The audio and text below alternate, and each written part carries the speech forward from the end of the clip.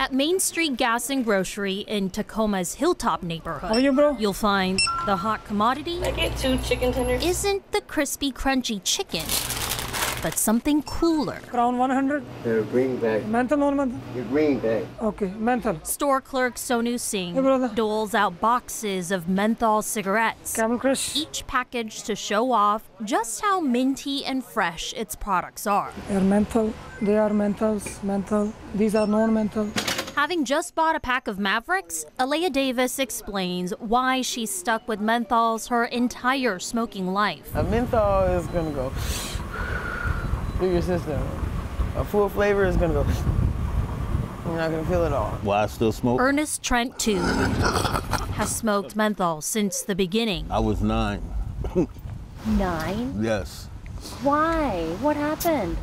Growing up in the projects, it was just like one of the cool things to do. At age 63, Trent says the 54-year habit is hard to kick. Menthol itself isn't addictive, but the strong mint flavor masks the harshness of tobacco, allowing the smoker to inhale the nicotine deeper. Nicotine is one of the hardest drugs in the world. Since the 60s, tobacco companies have targeted the black community for menthol advertising. There were billboards and glossy spreads in black publications like Ebony, Essence, and Jet, showing off how the minty cool cigarettes made you literally cool. It boils down to access. Brittany Grant works for the Campaign for Tobacco-Free Kids, an anti-smoking advocacy group working to protect young people from picking up a nicotine habit. Grant says the marketing in the past was so persuasive, thousands of older black smokers continue to pay the price 60 years later. We know that yearly over 45,000 Black Americans die due to death and disease related to tobacco products. Yet, here's an industry putting money into spaces where they know that it's not been beneficial to the individuals. Nationwide, research shows between 1980 and 2018, menthol cigarettes were responsible for 157,000 black lives lost to premature death. For being only 12% of the U.S. population, Black Americans are carrying a disproportionate 41% of all deaths related to menthols.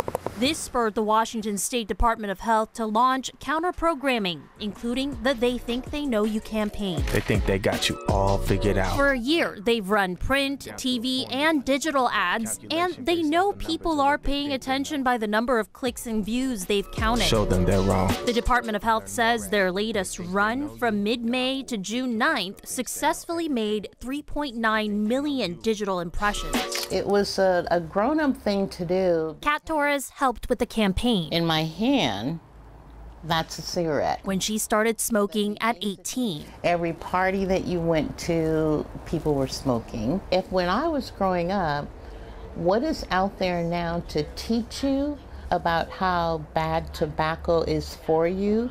I don't think I would have ever started smoking. It took years before Kat noticed the toll menthols took on her health. I got really, really sick at some point and ended up going to the hospital. They didn't know what was wrong with me. They thought it was the flu. It wasn't the flu.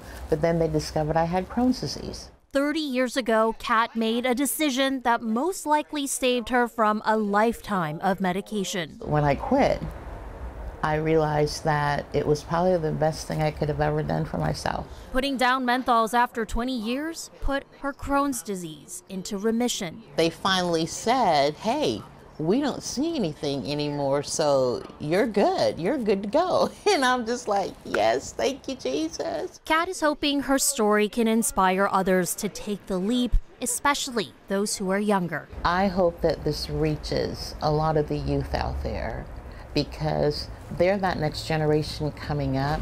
And so don't start if you haven't. And if you have, then stop.